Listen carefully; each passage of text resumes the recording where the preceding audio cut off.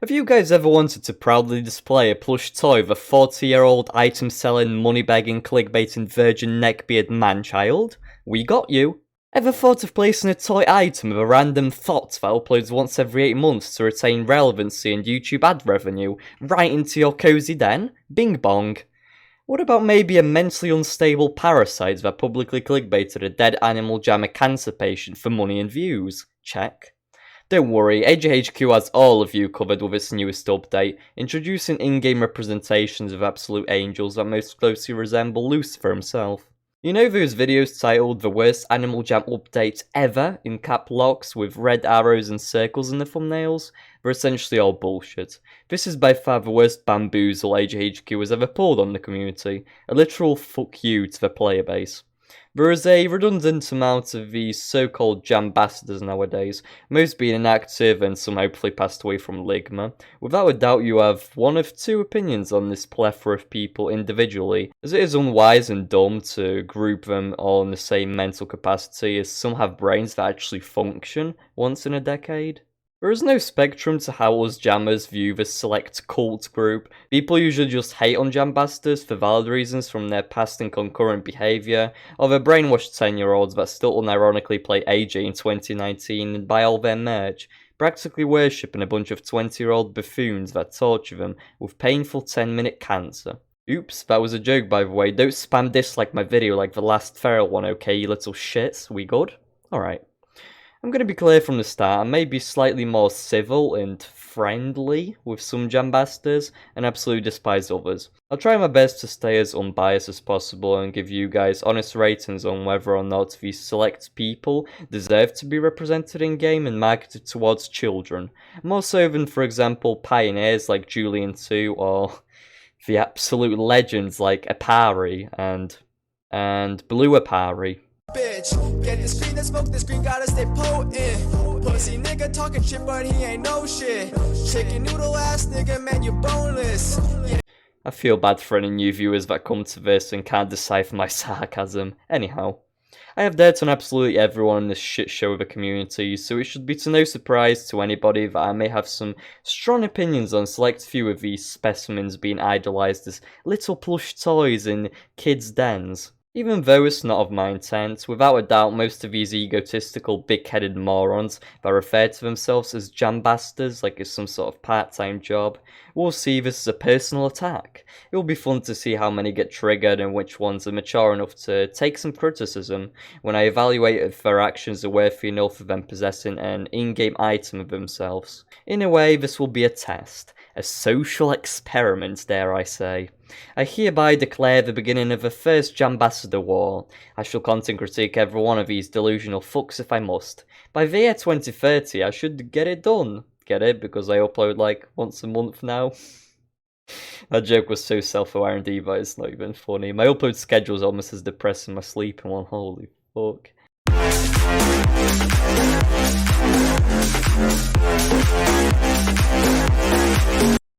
Back to the subject, it has been incredibly entertaining spectating how these idiots run amongst Instagram, flexing that their terrible AJ photography posts or autistic clickbait videos earned them the rank of almighty Jambassador, and this epic item in a game that they did not help grow in any way, shape or form.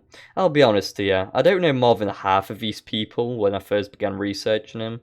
Remember when being a Jambassador actually meant something? A title only given to the most elite, child-friendly, big brand, PG, family-safe, super clean, Tide Pod washed big boys? Now that their game is completely dying, AJ are throwing this title more than they spew out spikes in their live streams.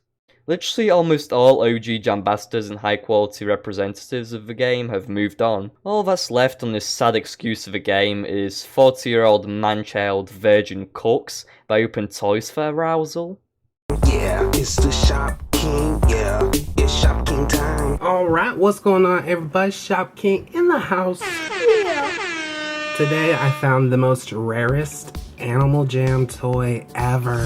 It is the Cupcake Hut. Of course, you've probably seen the Pet Wash Hut, the Cotton Candy Hut. Emotionally unstable kids that strangle themselves with a belt on streams.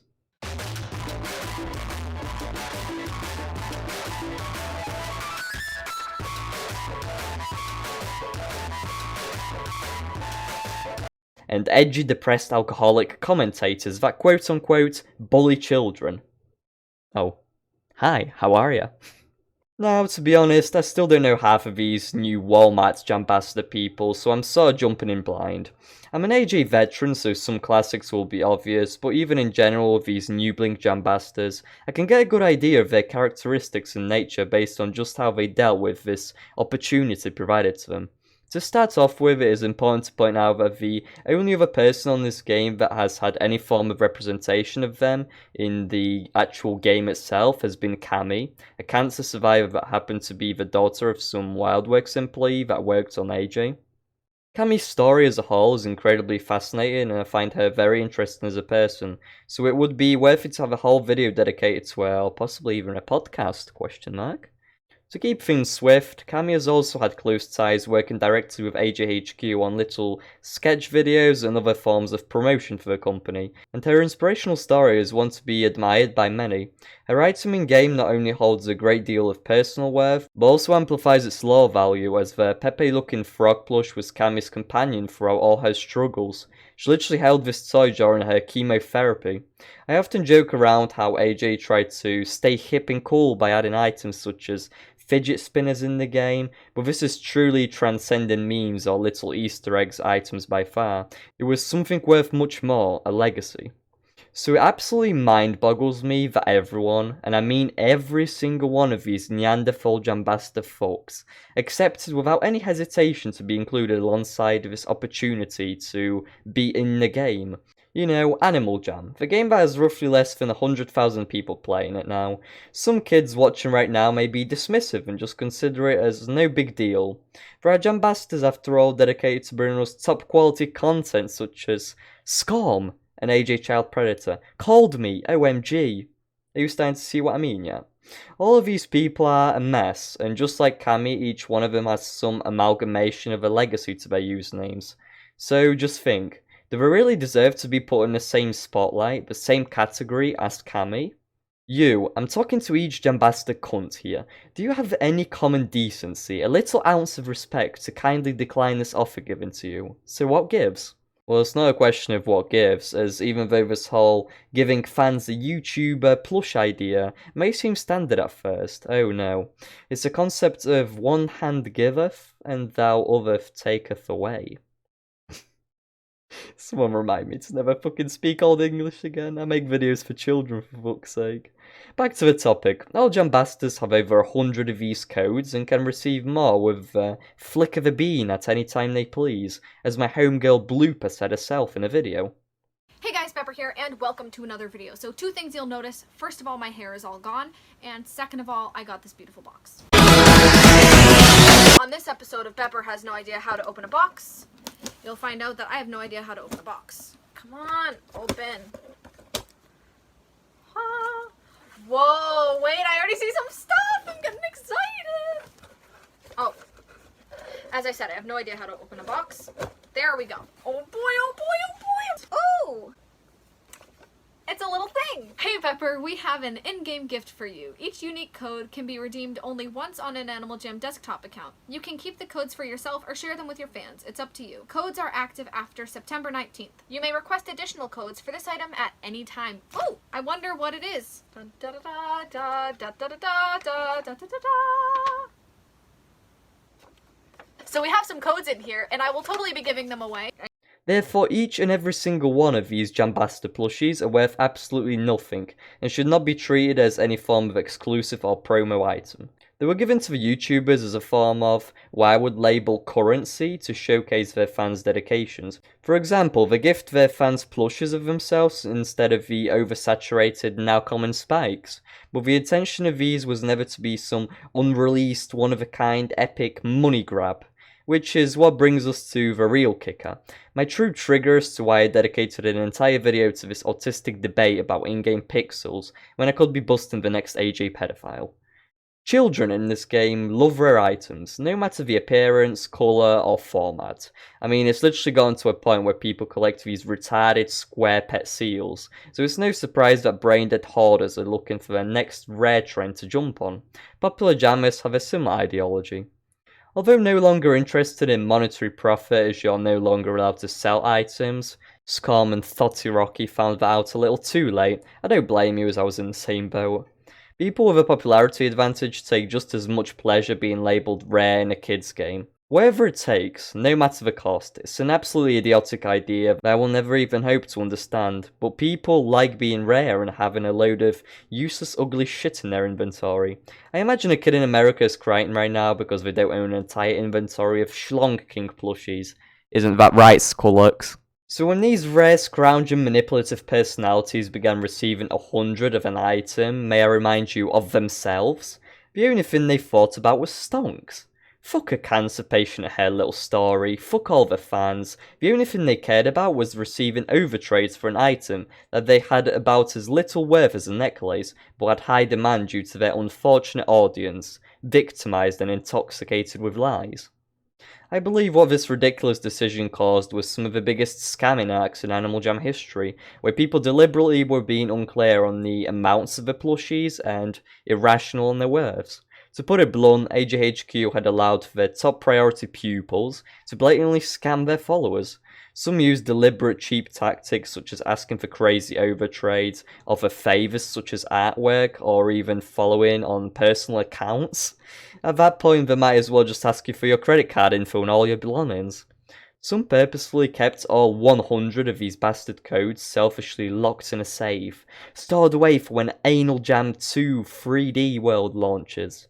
Others played it off dumb and completely ignored the situation, but then again, what can you expect from those that use their Instagram once a month to show kids pictures of their cleavage? Many completely ignored the fact that they were giveaway items for their fans and used them for bragging rights on their underwhelming AJ photography for a cheap few likes and a temporary attention boost. How beta. And of course, certain ones actually didn't give a fuck about some stupid in-game items, or couldn't be bothered to give them all out individually, which sort of would result in a waste, but ultimately, like I said earlier, they could have chosen to decline these plushes. One thing is for sure, there was such an easy way of implementing this plush factor in an actually successful and non-controversial way, where these adolescent troublesome people wouldn't be getting pushed down our throat. A simple strategic move that could save me from scripting an essay on this absolute fuckfest of an update that would decrease the amount of the uproar. Without a doubt, somebody with a pistachio-sized brain such as Kate was behind this bright idea. There has been some absolutely unbelievable scams going around with these quote-unquote influencer plushies, and as I mentioned previously, I will be going through each and every single one of them to determine how they've dealt with this gift and if or not they tried to take advantage of their audience, how their actions formulated under pressure upon receiving criticism, and explain my personal investigations and vendettas towards every single one of these vermin. But that is not a task I'm willing to do sober. I'll upload another video shortly, dissecting each of these parasites and giving full thoughts and opinions. It's probably going to be an unscripted mess with no structure. Hope you look forward to it. Out in 2019, I promise. So on some final thoughts, I can't really generalise or assume every Jambassador yet under the same pseudonym. All of them had different reactions and actions following the update, but in general it's fair to say that most of them are self-centered leeching bacteria that only look up for ways to benefit themselves. Especially prominent in extreme cases such as Cup Cook Incel, whom I've held back on absolutely tearing to shreds with a content critique. There are some Jambassadors that I will give credit to, such as Chocolate for Froggy, a well-respected artist whom directly contacted AJHQ and got their plush into their claw machine available for everybody. Which is where I'd like to end the video on a positive note. Support actually good and genuine content creators. If you sense any of these fuckers trying to use their image to rip you off, don't fall for it. Simple. And if AJHQ had mentally competent employees that aren't downright invalids, they should have made the customizable plushes available to everybody. Obviously I'm no dumbass and I understand that this feature would be impossible to roll out to everybody, as all items would need to be drawn out for every single plush, which would just be insane. We don't want to mentally exhaust the AJ lead artist, our boy Taylor Moore. The best and most logical method would be to host weekly contests on the AJ social medias, encouraging kids to the target audience of the game to do some, I don't know, kid activities like drawing, sloth, naming some nature facts, or Unsubscribing from the non-skin? I don't know.